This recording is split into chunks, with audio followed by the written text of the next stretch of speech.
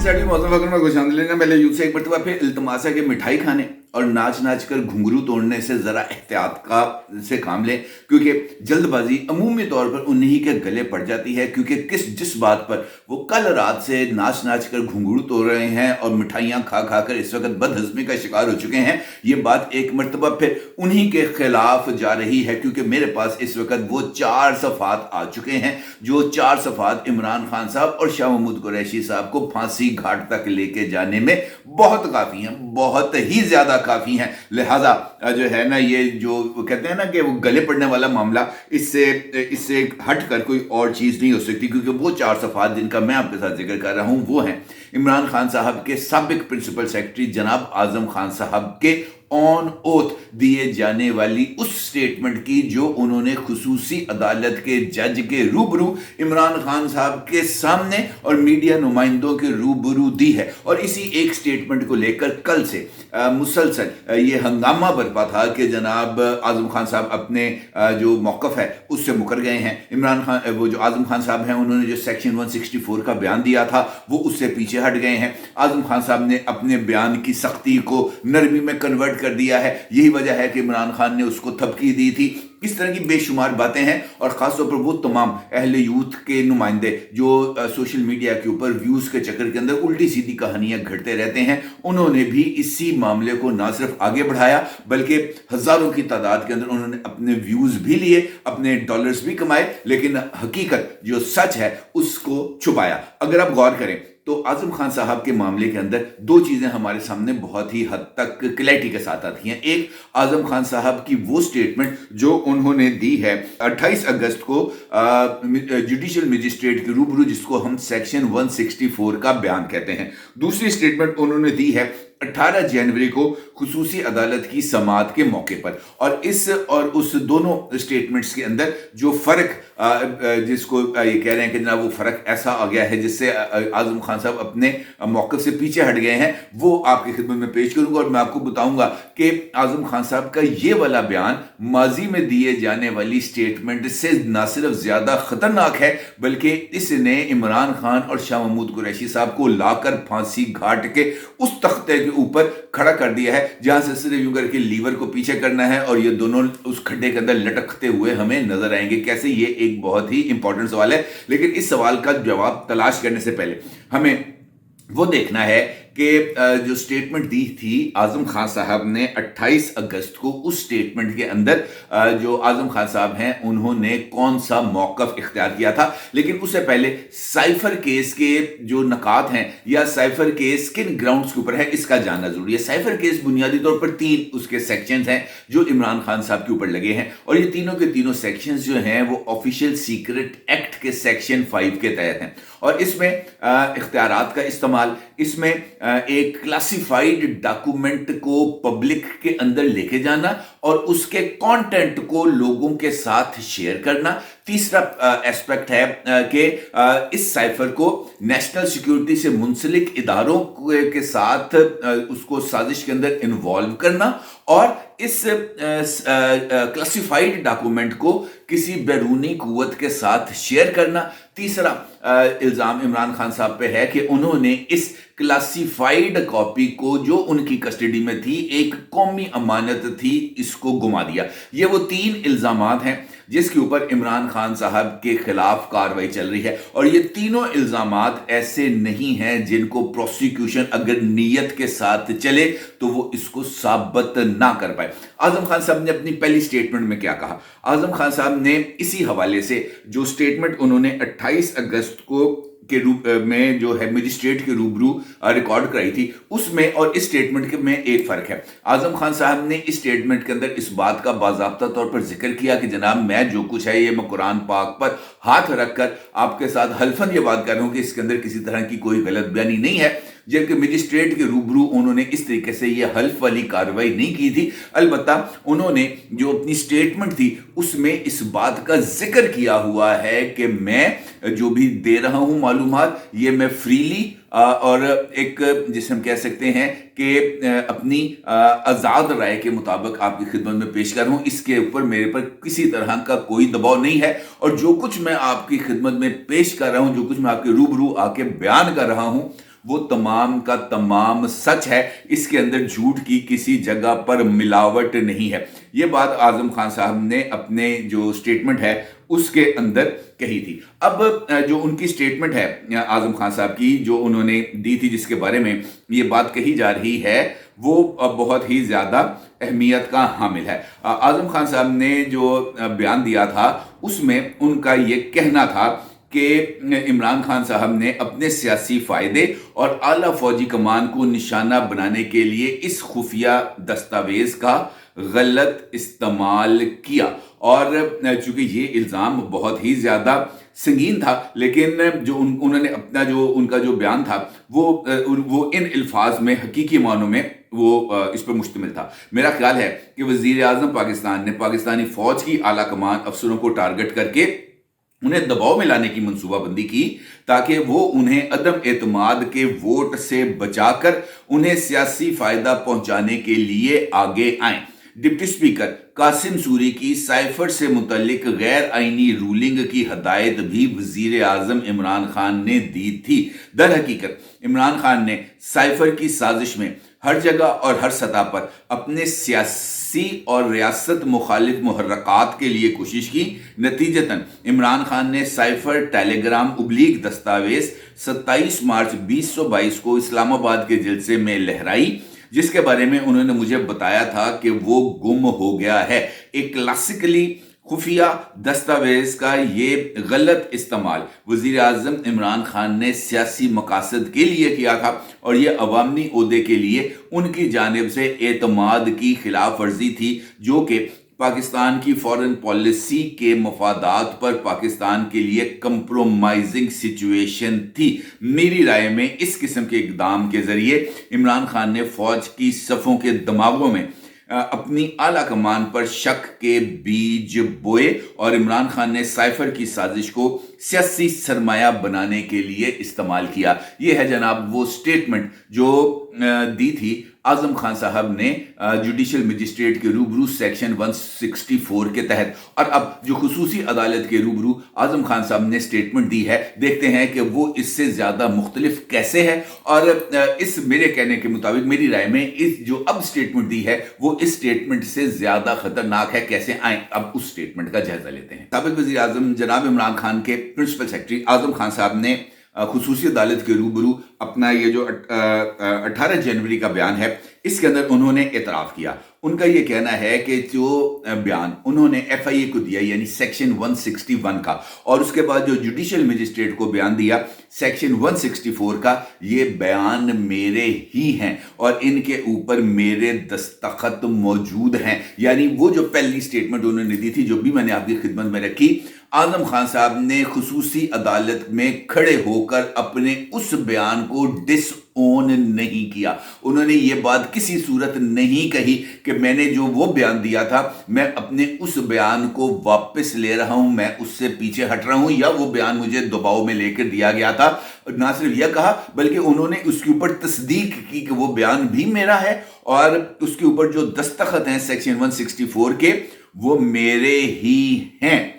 ٹھیک ہے جی، یہ پہلی چیز جو مٹھائی کھانے والوں کو مد نظر رکھنی چاہیے۔ پھر وہ کہتے ہیں کہ بانی پی ٹی آئی کو یہ جو میٹنگ تھی جس میں جو ڈونلڈ لو تھا، اس نے اسد مجید خان صاحب سے ملاقات کی، اور انہوں نے پاکستان کے حوالے سے اور پاکستان کی پولیٹیکل ڈیولپمنٹ کے حوالے سے جو بات کی، اس کے حوالے سے جو فرسٹ ہینڈ انفارمیشن تھی وہ میری طرف سے نہیں گئی عمران خان کو، بلکہ شاہ محمود قریشی نے اس ملاقات اور اس میں جو سائفر تھا اس کے کانٹینٹ سے عمران خان کو آگاہ کیا تھا۔ مجھے عمران خان نے بلایا، اور مجھے بلا کر عمران خان نے کہا کہ یہ شاہ محمود قریشی نے مجھے یہ بتایا ہے کہ اس طرح کا کوئی ڈاکومنٹ آیا ہے، کیا تمہارے پاس وہ ڈاکومنٹ موجود ہے؟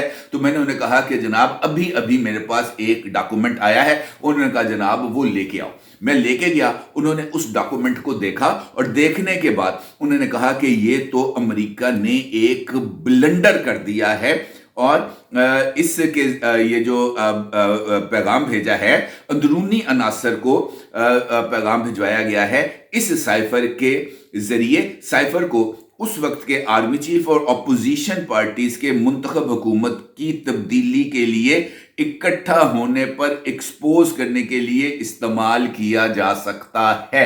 ये कौन कह रहा है? ये इमरान खान कह रहा है। किसको कह रहा है? शाह महमूद कुरैशी और आजम खान को। और आजम खान इसी बात को दोहरा रहा है। कहां पर? जनाब खुसूसी अदालत के रूबरू। अब इमरान खान साहब ने इस बात का इतराफ किया कि वो जो साइफर आया था, वो जो कम्युनिकेशन थी, वो पाकिस्तान की इदारों के लिए थी, इदारों के सरबराह के लिए थी, ताकि उनको ये बताया जाए कि जनाब काम चुक दो इमरान खान का। और इमरान खान पर इल्ज़ाम साइफर के तहत क्या लगाया गया था कि उन्होंने इस चीज़ को अपने सियासी मुहर्रकात के लिए इस्तेमाल किया और मुहर्रकात के लिए इदारों को इस्तेमाल करके उनको दबाव में लाने की कोशिश की। तो क्या ये आजम खान साहब की ये वाली जो स्टेटमेंट है, क्या इसके ऊपर वो तस्दीक नहीं कर रही?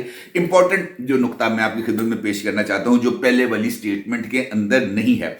आजम खान ने कहा कि अपने इस स्टेटमेंट में उनका ये कहना था कि जो बनी गाला के अंदर एक इजलास होता है और बताया गया है कि बनी गाला में मीटिंग हुई।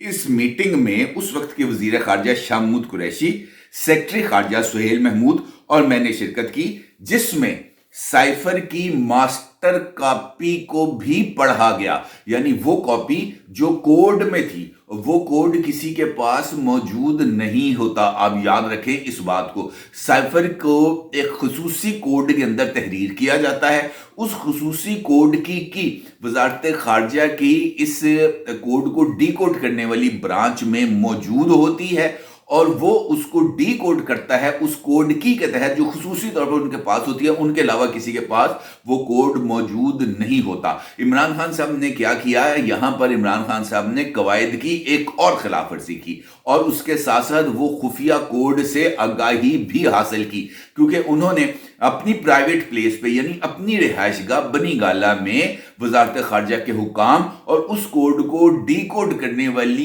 की के हमरा अपने पास बुलवाया और वहां पर जो मास्टर कॉपी आई थी, जो असद मजीद खान ने भेजी थी, उसको उसकी ट्रांसलेशन के साथ मैच करके पढ़ा गया। पॉइंट आप जरा गौर करें, बारीक नुकता है कि जो कोडेड कॉपी थी उसको डी कोडेड कॉपी के साथ मैच करके पढ़ा गया। और इसका मतलब यह है कि वहां पर कोई ऐसा बंदा मौजूद था जिसने उस कोड को डी कोड किया और डी कोड करके उस मीटिंग के अंदर इनको बताया गया। ठीक है जी। अच्छा, अब चूंकि वो कोड है सीक्रेट, किसी को उस कोड का इल्म नहीं, और ये बात सब जानते हैं कि खान साहब की बनी गाला की कोई मीटिंग ऐसी नहीं थी जो रिकॉर्डेड नहीं थी। अब यहां पर मैं आपको इस नुक्ते को यहां पर रोक के आपको लेके चलता हूं रेयान ग्रिम की तरफ, और रेयान ग्रिम की तरफ से जो साइफर की कॉपी प्रिंट की गई थी इंटरसेप्ट में, उसकी तरफ। अब उस के स्टोरी के आगाज में ही रेयान ग्रिम ये बात लिखते हैं अपनी स्टोरी के आगाज में ही कि जनाब ये वाली जो कॉपी है जो साइफर की, जिसने पाकिस्तान की सियासत में हंगामा मचा रखा था, ये कॉपी मुझे इंतहाई वेल प्लेस्ड सोर्सेज से मिली है with in the ranks of the Pakistan army. ठीक है जी, कि ये वो अपना जो सोर्स है उसको वो डिस्क्लोज कर रहा है इंटेंशनली कि जनाब मुझे ये कॉपी किसी फौजी ने दी है जो हाई प्लेस्ड है। और ये बात यहां पर सामने हो चुकी है। आजम खान ने ये बात को स्टैब्लिश कर दिया है कि इमरान खान के पास ना सिर्फ साइफर की कॉपी मौजूद थी, बल्कि उसने ओरिजिनल साइफर को भी देखा और ओरिजिनल साइफर का जो डीकोडिंग की थी उससे भी आगाही हासिल की। और फिर वो कॉपी जो पाकिस्तान में किसी के पास नहीं है, वो कॉपी अमेरिका पहुंची और अमेरिका पहुंचने के बाद वो उस कॉपी को इंटरसेप्ट पर शाया किया गया। खेल खत्म जनाब खान साहब का, क्योंकि ये इतना बड़ा जुर्म है जो आजम खान साहब ने उनके गले डाल दिया है, उनके और शाह महमूद कुरैशी को, जिससे उनके लिए बच निकलना बहुत ही ज्यादा मुश्किल हो गया है। अब आपको मैं बताऊं कि ये कहते हैं जनाब साइफर की कॉपी गुम। साइफर की कॉपी गुम होने के बाकी इल्जामात को हम छोड़ देते हैं, एक साइड पे रख देते हैं। साइफर की कॉपी गुम हो गई। आजम खान ने पहले बयान में भी एतराफ किया, मौजूदा बयान में भी एतराफ किया। साइफर की कॉपी के गुम होने की सजा कितनी है? 2 साल। 2 साल कैद बामुशक्कत काबिल जमानत। लेकिन 2 साल कैद की सजा का क्या मतलब है? 5 साल की नाअहली। ठीक है जी। सजा का मतलब है नाअहली, चाहे वो आपको मंजूर हो नाअहली हो गई, और वो उस वक्त तक है जब तक वो सजा बरकरार रहेगी।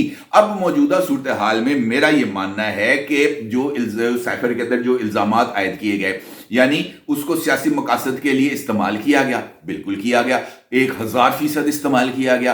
पाकिस्तान के अंदर एंटी अमेरिकन सेंटिमेंट्स को उसी साइफर के अगेंस्ट ना सिर्फ भड़काया गया बल्कि उससे पॉलिटिकल माइलेज हासिल किया गया। और उसके बाद पाकिस्तान की फौज में तकसीम पैदा करने की कोशिश की गई, 100% पैदा करने की कोशिश की गई। जब ये बात बरमला की गई कि डोनाल्ड लू ने ये मैसेज जनरल बाजवा को लिखा था, तो जनरल बाजवा कौन था?